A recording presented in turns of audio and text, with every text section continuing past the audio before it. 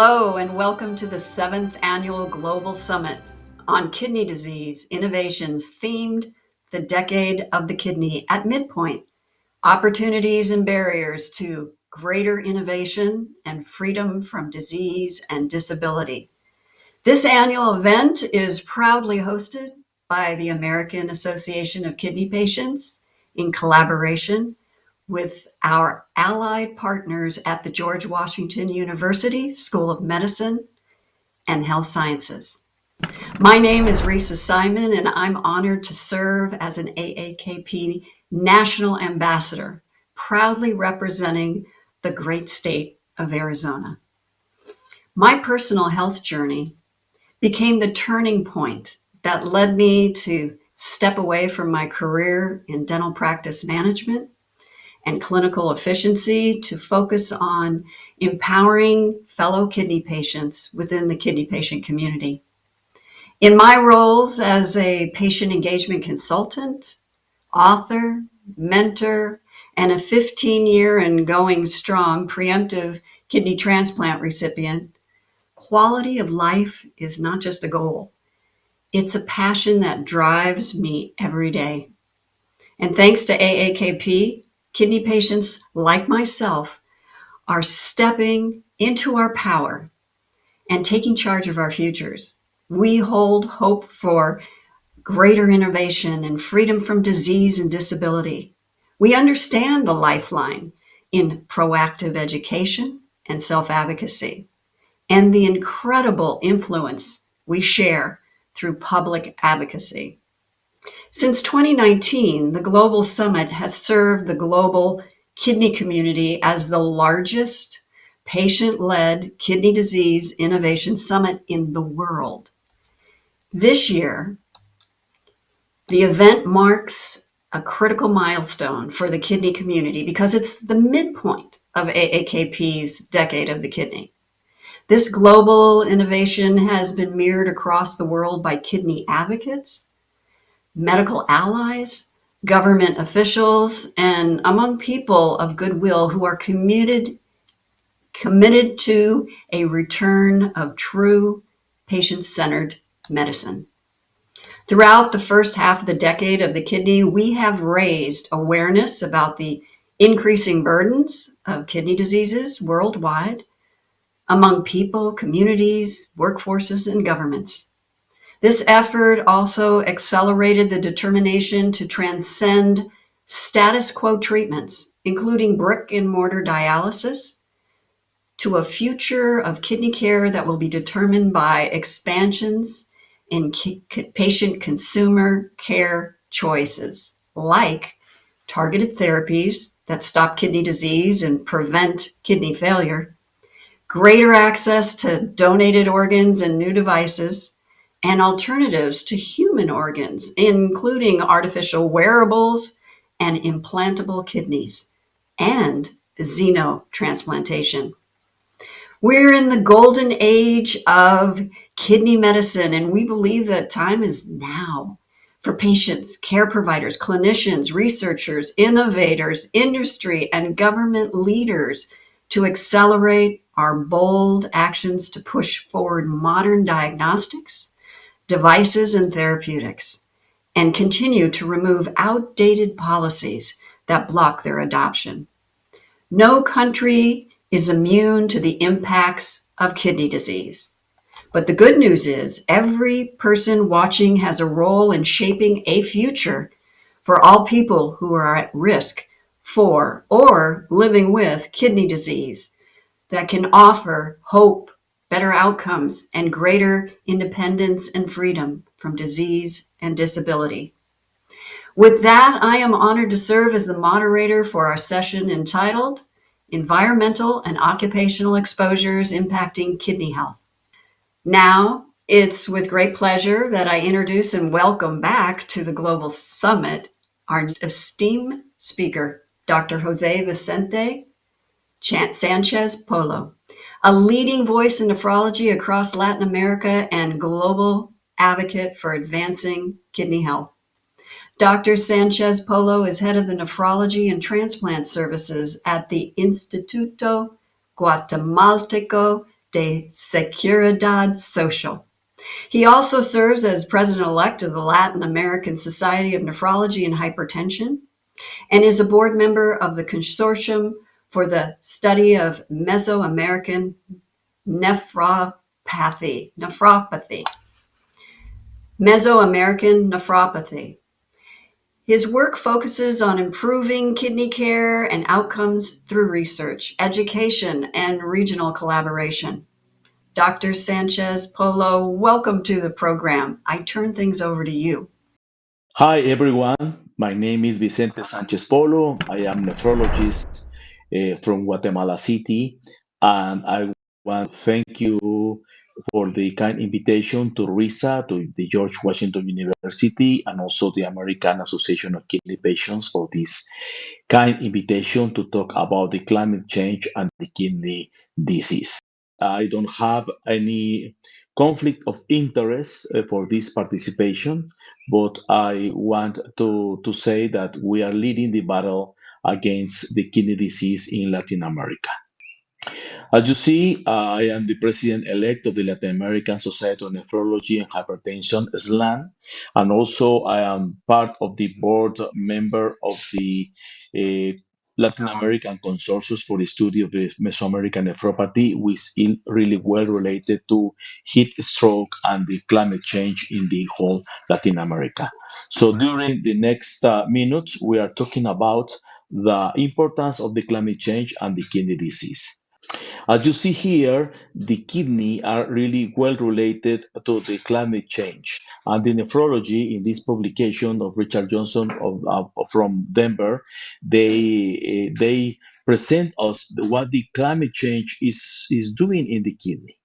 As you know, the heat waves, the sun, can cause acute kidney injury and kidney diseases.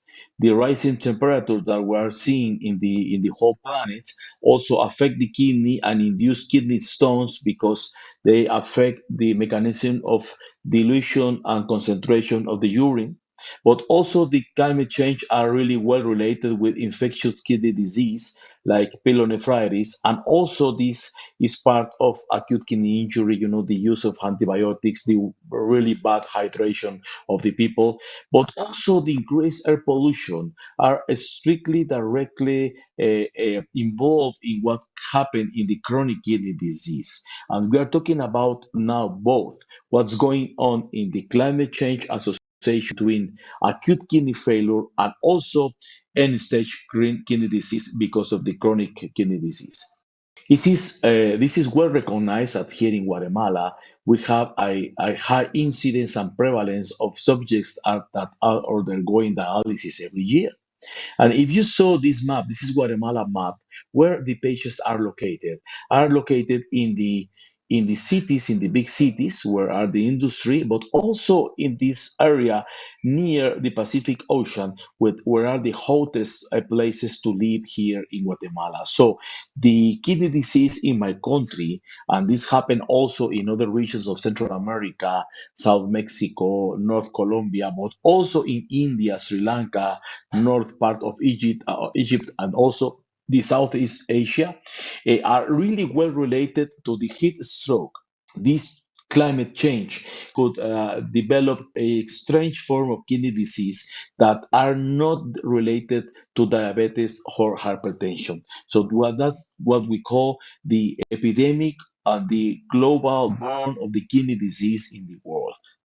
So, in this order of ideas, we describe here in this publication what's going on near the Pacific coast of Guatemala. Those in pink are our dialysis units, and we describe that 78% of our population that are undergoing in dialysis, they are non-diabetic, they are non-hypertension because they are affected by another kind of kidney disease, what we call Mesoamerican nephropathy. And this same situation, you can see it in Central America, in North Egypt, in India, and Sri Lanka, another part of the world where the change is really directly affected the kidney disease in our patients. It's really important to describe this particular disease, what we call Mesoamerican nephropathy. Mesoamerican nephropathy was described in the early this century by the people from El Salvador. And we know at this moment that this Mesoamerican nephropathy that affects a young population that work in the sugarcane field or another industry in the hottest areas of our country are what we call Mesoamerican nephropathy. This is the scenario, the scourge of Mesoamerican nephropathy. The people live in a poor communities without access to health services, with the poverty and also social determinants that are the ideal context, but also they are exposed to heat stroke. Heat stroke not just by the sun, by the hottest temperatures, but also by the industry. So when the people becomes near the industry, in this case, the air pollution, the hottest areas, but also maybe toxins or a contaminants that could affect your health, they develop this really rare form of kidney disease that we call Mesoamerican nephropathy, which is a community phenomena, but also an industrial really related phenomena that affect the people that are working particularly in the sugarcane, in the banana plantations, in the coffee, in the African palm. So they are really affected by both heat stroke, dehydration, and also acute kidney injury that in repeat forms they could affect the situation of the health of these people. So this particular initiative, which is voted by the health ministries in the World Health Association, what we call reducing the burden of non-communicable diseases through promotion of kidney health and strengthening prevention and control of kidney disease. That was proposed by Guatemala and other countries in Latin America and in the world. Is going to present and review by the executive board this particularly week. So we are hopefully they are approved this resolution. So if they approve this resolution, the kidney disease could be in the scenario of the most important disease of a non-communicable disease. So the promotion and the treatment of this particular disease could be appear in the really important scenario. So hopefully our ministries could vote this because this problem, the chronic kidney disease that is related to the climate change, is not resolved in the desk of a particular doctor because us as a nephrologist or the internal medicine physicians or but also the patients, this is a idea that everybody could participate in this solution. So it's really important to develop a public policy that like this one, for example, that be applied by the whole ministries of health in the world to try to prevent the kidney disease, to make early detection, which is really feasible and also is really safe for the people, to how we can make the early detection of the disease by estimate the EGFR and also the see if there is protein in the urine or not. So the public policy is really important, but also the principles of a clinical practice that is safe by the ministries. This slide resume what's going on in terms of the prevention of the kidney disease. First of all, it's really important to prevent the kidney disease, promoting health and preventing disease by tackling the causes of illness and inequities.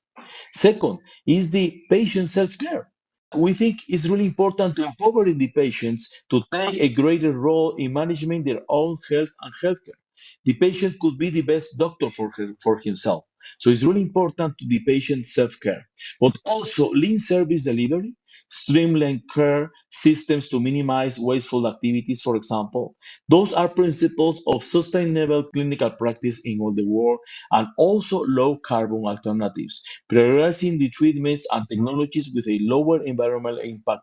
This transforms the mind and the community. So it's really important to recognize that the kidney disease could be preventable if we detect early. So it's really important to work in educated communities. So I think that one of the most important things in the public policy of every government in terms of kidney disease and climate change is the principles of sustainable clinical practice, which are inspire, empower, and transform.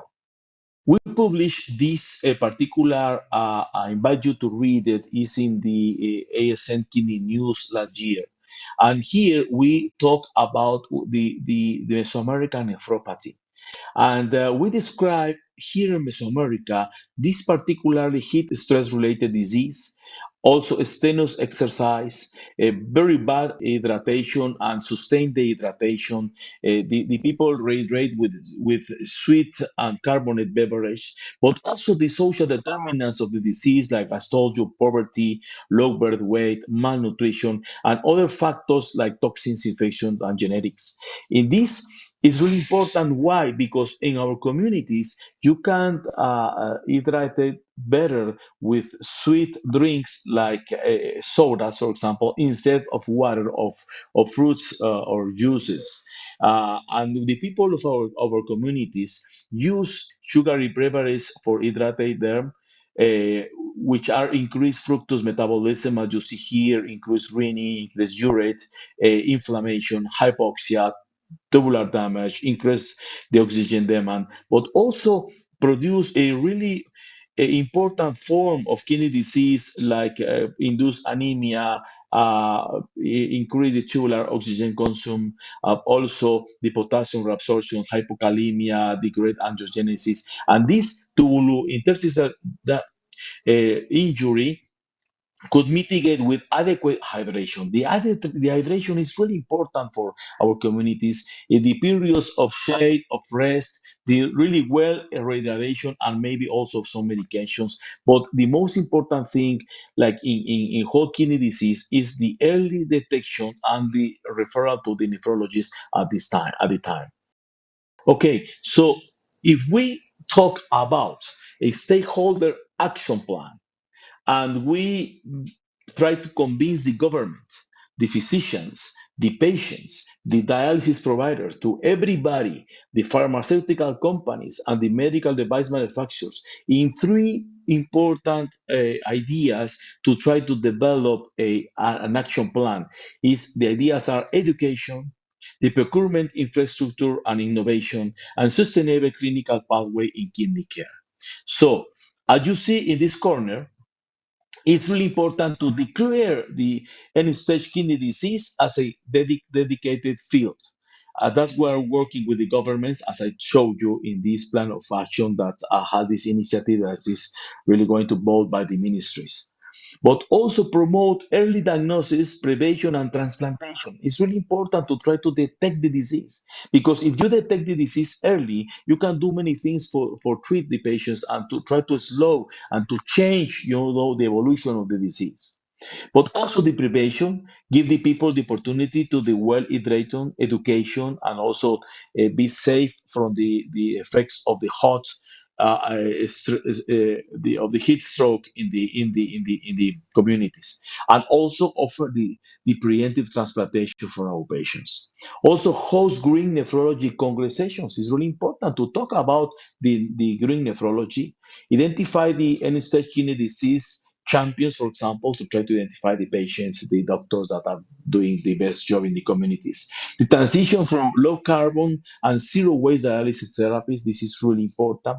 Shift from single use to circular economies, adopt end stage kidney disease action plans, and also follow best practices in sustainable and low carbon kidney disease, promote and profile research in green nephrology, monitor energy and emissions, and track metrics in this area. So in education, we think it's really important to development of best practice and guidelines, increase dedicate green nephrology curricula for kidney care providers, administrators, technicians, nurses, physicians, or nephrology residents as well. Encourage and promote research, building global green champions is really important. In terms of procurement, infrastructure, and innovation, focus on international procedural pathways and industry standards, encourage circular economies for kidney replacement therapies. And also in sustainable clinical pathways in kidney care, promote the importance of early diagnosis and care provision from environmental perspective. This is what we call a action plan, because kidney disease at the end of the day is not matter if the cause is diabetic, hypertension, or Mesoamerican nephropathy. Kidney disease is kidney disease. So we can prevent if we can make early detection. We can treat if we can make early detection. We can offer the people the best treatments like peritoneal dialysis or kidney transplantation once the disease is established in the people. So I think it's really important to invite to everybody to participate here, because this is not just a field of the doctors or the nephrologists. This is field of the politicians, of the patients, of also the pharmaceutical companies, the medical device manufacturers, and of course the specialists and the scientific and patients societies. So with this, I finish my presentation in terms of try you to convince that this is a particular and really important topic. Open for questions if you have to do at this moment, or the discussion in this moment. So for your attention, so much. Thank you, Dr. Sanchez Polo, for joining us again and providing an update on your work. Before we let you go, we have a few questions for you.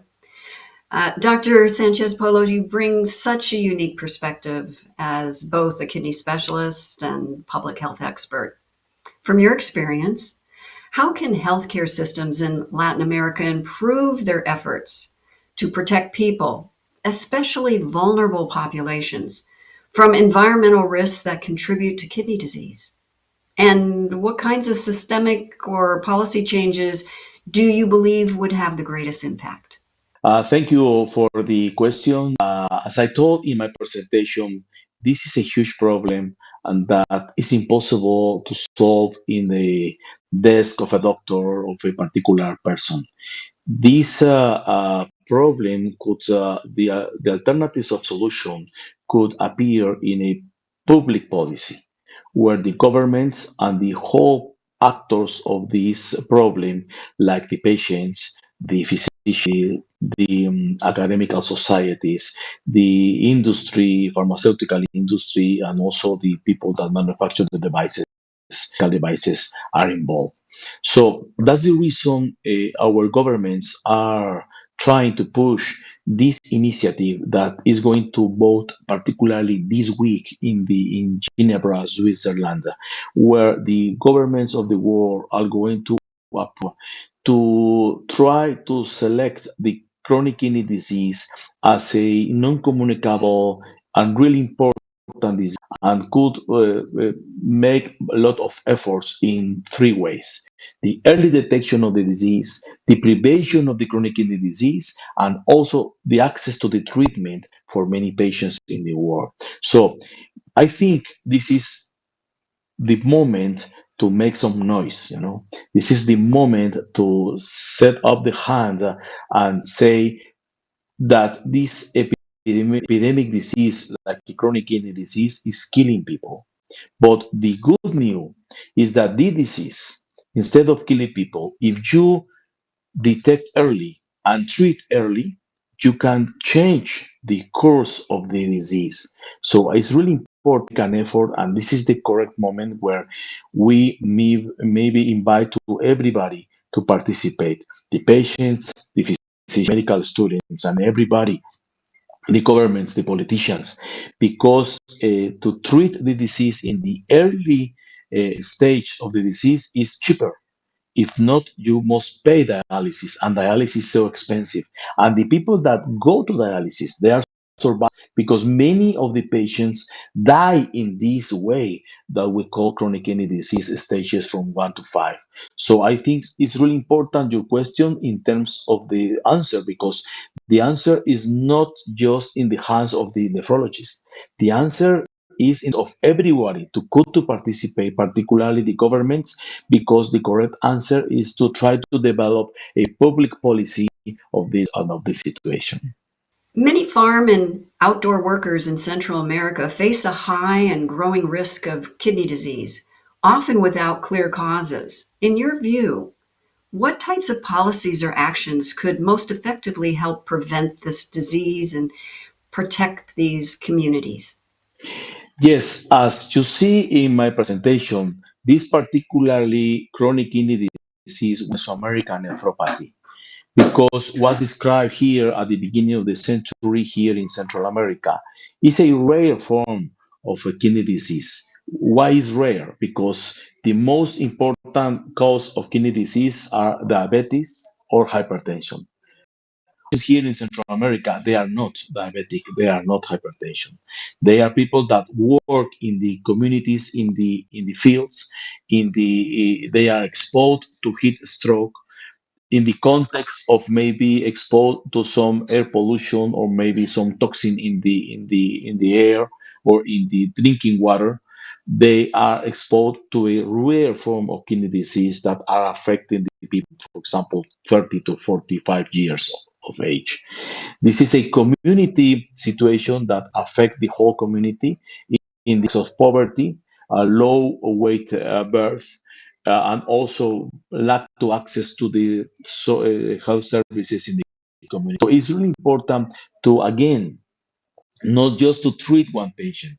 It's really important to make a public policy, and if we convince our governments to treat or to focus in a public policy instead of try to discover this magnificent pill that maybe cure the chronic kidney disease that is impossible to do. Why? Because the chronic kidney disease factors are so many, and the poverty and the social determinants of the disease are really important.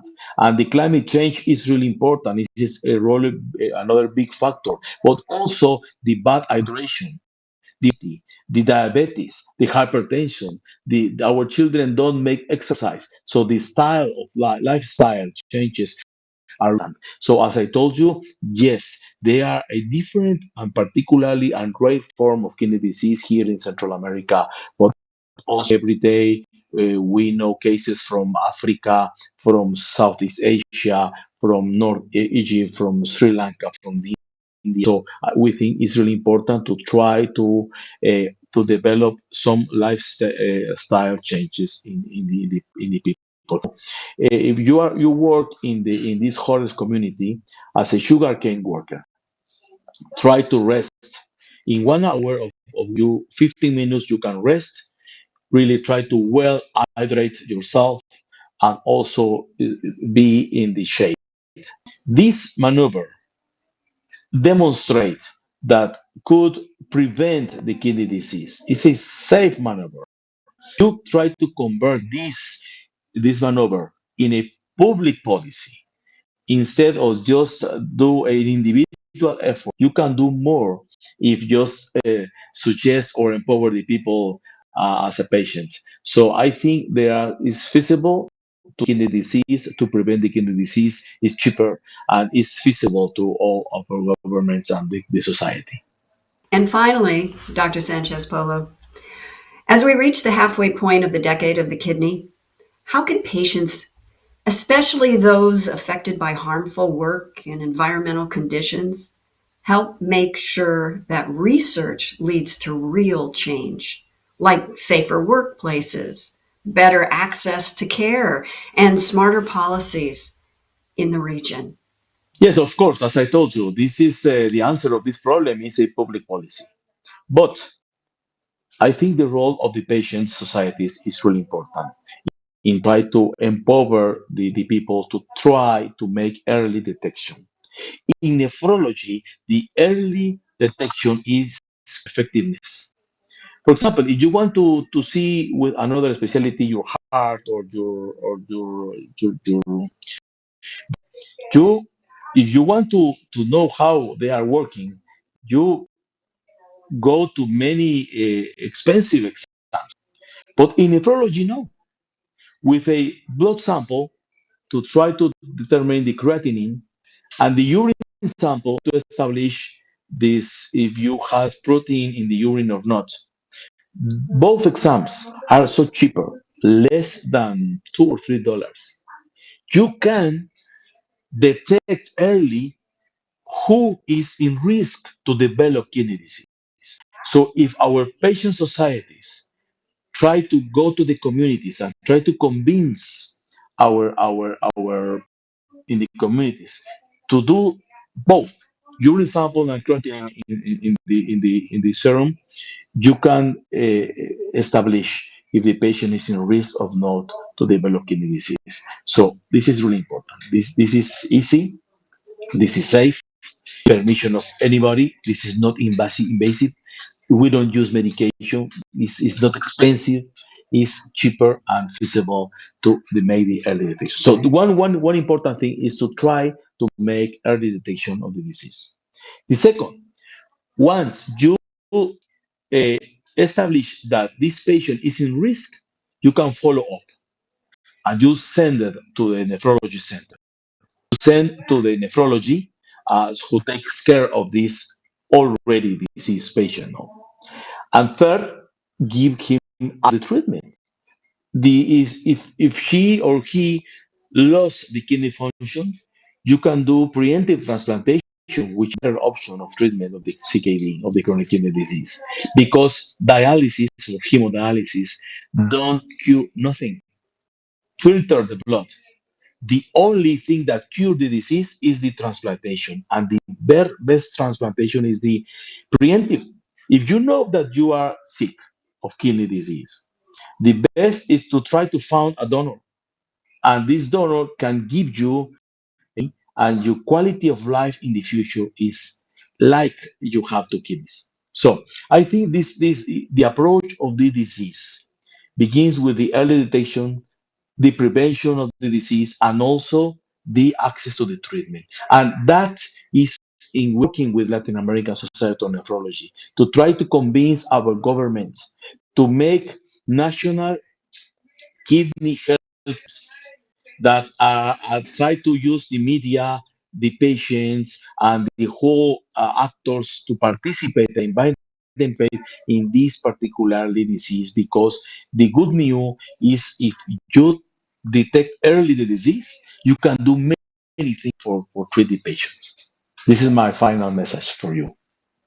Again, Dr. Sanchez Polo, thank you for joining us. Your expertise and dedication to addressing the environmental and occupational factors impacting kidney health are vital in shaping solutions for vulnerable populations across the country.